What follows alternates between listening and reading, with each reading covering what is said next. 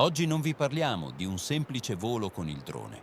Oggi vi portiamo dentro un sistema geologico che sta cambiando sotto i nostri piedi, giorno dopo giorno, senza fare rumore, senza annunci ufficiali, ma lasciando segnali sempre più evidenti a chi li sa leggere. Benvenuti su Solfatara News. Qui non si osserva per spettacolo, qui si osserva per capire. E quello che stiamo vedendo non è rassicurante.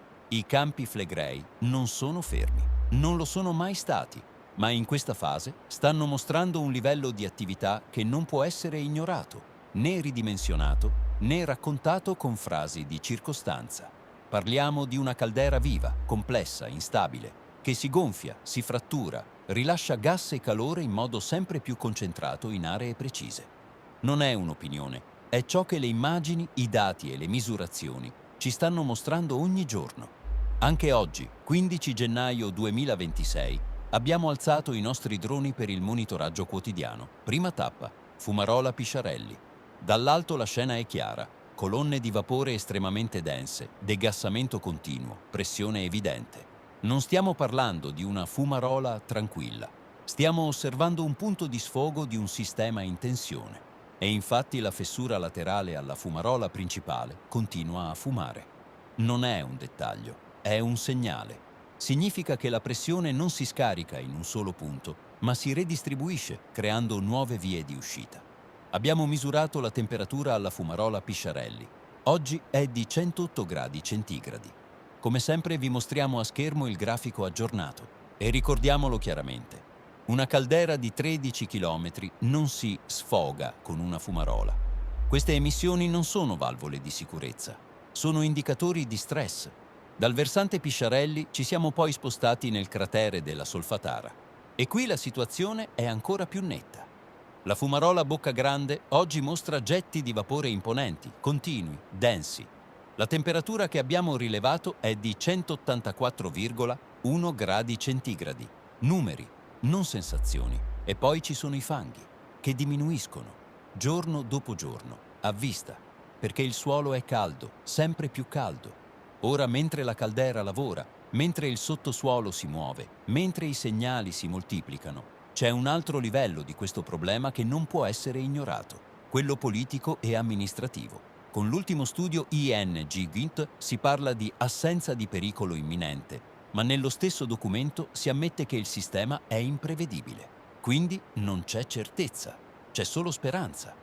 E su questa speranza si stanno costruendo eventi, cantieri, lavori, ricostruzioni, American Cup, Rione Terra. Le licenze edilizie per questi interventi ci sono. Perché? Perché se le fanno da soli, le approvano da soli, le gestiscono da soli, le velocizzano da soli. La popolazione invece no. La popolazione si vede rigettare una richiesta di fondi per una difformità, un balcone, una finestra, un gazebo, un ampliamento fatto 20 anni fa. E qui nasce una domanda che non è polemica, è logica.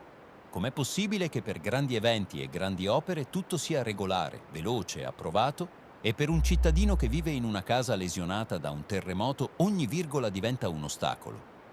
Ricordiamo solo una cosa, perché la memoria conta. Negli anni scorsi l'ultimo sindaco di Pozzuoli è stato coinvolto in indagini legate a gestione degli appalti e affidamenti. Questo è stato riportato dalla stampa. Quelli non erano problemi. Quelli non erano irregolarità. Oppure vogliamo continuare a guardare solo il gazebo del signor Mario Rossi o la finestra allargata del signor Mario Bianchi, mentre milioni di euro girano su cantieri ben più pesanti senza che nessuno batta ciglio? Perché qui la sensazione è chiara. Con i grandi si chiude un occhio. Con la gente comune si apre il microscopio.